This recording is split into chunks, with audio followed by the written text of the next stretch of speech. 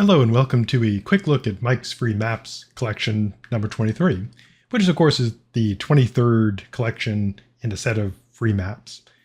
Uh, Back years ago when I first started playing Dungeons & Dragons, I would do my own maps with graph paper and pencils, and then eventually moved up to graph paper and colored pencils and rulers and etc.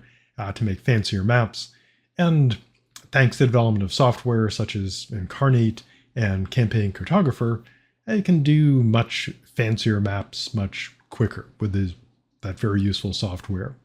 And so the free map collections consist of collections of maps. And whenever I write an adventure or free encounter, I take the maps that I create for those and make them available in free collections. So you can use them in your campaigns and even in your own products, because they're free in the sense that price is always zero, but they're also royalty free in that you can use them in your own products, even commercially, DM's Guild and elsewhere, because they're images.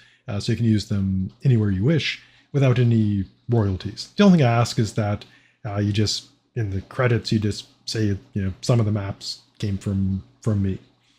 So with each collection, there's a PDF file that's got all the maps put in there so you can browse through them.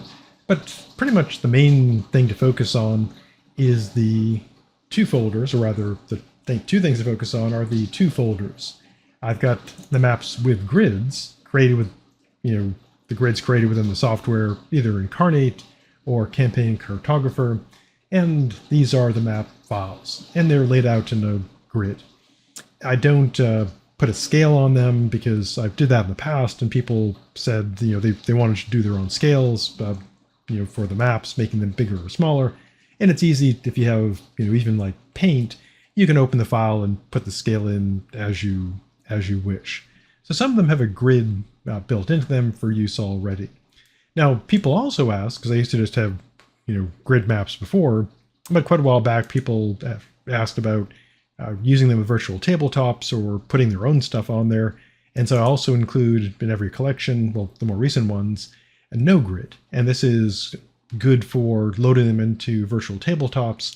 I use Fantasy Grounds myself, and all these maps that I create, conveniently enough, if you load them into Fantasy Grounds and go to the grid and just click on the grid, default, it'll fit. It'll be on, assuming you want to go with the 5 feet per square scale. All the maps I create will fit that scale, so really easy to import into Fantasy Grounds. And so, as I mentioned before, this is the 23rd collection. I've just finished up writing the R series, the REL series adventures, 1 through 16, so a lot of writing. And I'm starting work on my next campaign. Fortunately, hopefully got another Dungeon Master, so I can play for at least a while working on the next campaign, which will have even more maps. And so if you're looking for maps to use in your campaign or your products, Mike's Free Maps are available with 23 collections currently. So stay safe, especially if you live in the area right now as I'm recording this. Hurricane is heading towards my adopted state of Florida, and weather has been awful around the United States and the world. And so stay safe, and I'll see you in the future.